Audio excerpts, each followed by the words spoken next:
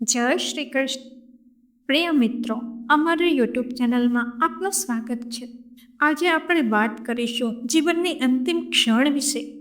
એ એક એવી પળ છે જ્યાં જીવનનો સફર પોતાની મર્યાદાએ પહોંચે છે.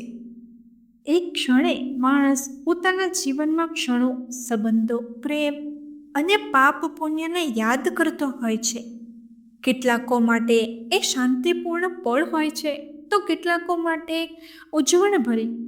પણ એક વાત સત્ય છે કે એ અંતિમ ક્ષણે યાદ કરે છે કે જીવન કેટલી ક્ષણભરનું છે અને દરેક શ્વાસનું મૂલ્ય શું છે. તમે ક્યારેય એવું વિચાર્યું છે કે જીવનની અંતિમ ક્ષણમાં માણસે શું અનુભવવું જોઈએ? શાંતિ, અફસોસ કે પછી જીવન જીવ્યું તેનો સંતોષ? મને ઘણીવાર લાગતું હોય છે કે આખરે તો યાદ અને લાગણીઓ જ આપણું સાચું ખજાનો છે. ભલે ને પૈસા, પદ, પ્રસિદ્ધિ હોય, એ તો અહીં જ રહી જવાનું છે. અંતિમ ક્ષણમાં શા માટેનું એવું જીવન જીવવું કે આંખ બંધ કરતી વેળાએ કંઈક પણ બાકી ન રહે? નમસ્કાર મિત્રો, હું આપ સૌને વિનંતી કરું છું કે આ કથાને સાંભળતા પહેલા કમેન્ટ બોક્સમાં જય શ્રી કૃષ્ણ લખી વિડીયોને લાઈક અવશ્ય કરો અને ચેનલને સબસ્ક્રાઈબ કરી બેલ આઇકોન દબાવો, જેથી કરીને ભગવાન શ્રી કૃષ્ણની કૃપા આપ સૌ પર હંમેશા બની રહે. મિત્રો, આપણી અંતિમ વિધિના થોડા જ સમય બાદ શું થશે એનો કોઈ અંદાજ છે ખરો? થોડાક સમય પછી કોઈ જ રડતું નહીં હોય. પરિવારવાળા ચા, નાસ્તો, જમવાનું આ બધી ગોઠવણમાં બિઝી થઈ જશે. પૌત્ર અને પૌત્રી રમવામાં લાગી જશે. કૌટુંબિક પુરુષો બહાર ચા પાણી કરવા જતા રહેશે. ચર્ચા આપણાથી ચાલુ થશે, પણ પૂર્ણ વિરામ પોલિટિક્સ કે ક્રિકેટથી થશે. આડોશ પાડોશવાળા કમ્પાઉન્ડની સાફ સફાઈ અને વધારાનું પાર્કિંગ ક્યારે ક્લીન થશે એની ફિકરમાં લાગી જશે. દીકરી સાથે એની સાસરી પક્ષના કોઈ સંબંધી કેમ ટાઈમ પર નથી આવી શક્યા એની ચોખવટ ફોન પર કરતા હશે. વહુ અંદરો અંદર મલકાતી હશે કે જો મારા ઘરના તો બધા ટાઈમ પર જ હાજર થઈ ગયા. બીજે દિવસે સંબંધીઓ ઓછા થઈ જશે અને અમુક તો જમવામાં બાંધા વચકા કાઢવા લાગશે. બેસણાનો હોલ અને એના ભાડાની ચર્ચાઓ ચાલુ થઈ જશે. કઈ ભજન મંડળીએ કેટલાને રોવડાવેલા એની વાતો નીકળશે.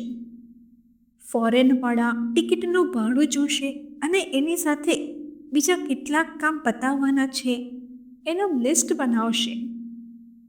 આપણું વિલ કાઢીને વાંચવામાં આવશે. આખી જિંદગી લોહી પાણી એક કરીને ભેગું કરેલું 5 જ મિનિટમાં વહેંચાઈ જશે. અને પરફેક્ટ વહેંચણી કરી હોવા છતાંય કોઈકને તો અસંતોષ રહી જ જશે. જે લોકોને મેસેજ નહીં પહોંચ્યો હોય કે આપણે ઉકલી ગયા છીએ, એ થોડા દિવસ સુધી આપણને ફોન કર્યા કરશે. ઓફિસવાળા આપણું રિપ્લેસમેન્ટ શોધી લેશે. સોશિયલ મીડિયા પર કોઈ શ્રદ્ધાંજલિની પોસ્ટ મૂકશે અને ઓમ શાંતિની જડી 2 દિવસ પૂરતી વરસશે. વહુ દીકરા, દીકરી જમાઈ પોતપોતાની કામે લાગી જશે. 1 મહિનામાં તો જીવનસાથી પણ ટીવી પર કોઈ રિયાલિટી શો માણતા યા કોમેડી શો પર હસતા જોવા મળશે. આપણા ભાઈ બહેન તો કોઈકની પાર્ટીમાં નાચતા હશે. ડાળી પરથી પત્તું ખરે એટલી જલ્દી આપણે આપણી નજીકના લોકોના સ્મરણોમાંથી ખરી પડશું. બસ ઘરના કોઈ ખૂણામાં આપણી ફોટો ફ્રેમ લટકી જશે. હવે મિત્રો, આંખ બંધ કરીને એકવાર વિચારો કે કૂતરાની જેમ આટલી બધી દોડધામ કોના માટે? આપણે આપણા જીવનનો સૌથી મોટો ભાગ આ લોકોને ખુશ કરવા, સમાજને ઇમ્પ્રેસ કરવા વેડફી નાખ્યો. શેના માટે? એની સામે આપણને શું મળ્યું?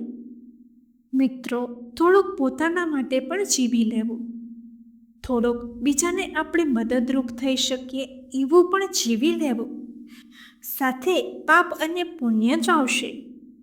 તો તો ચાલો આજથી એવા કાર્યો કરીએ કે સાથે કંઈ પુણ્ય લઈ જઈ શકીએ.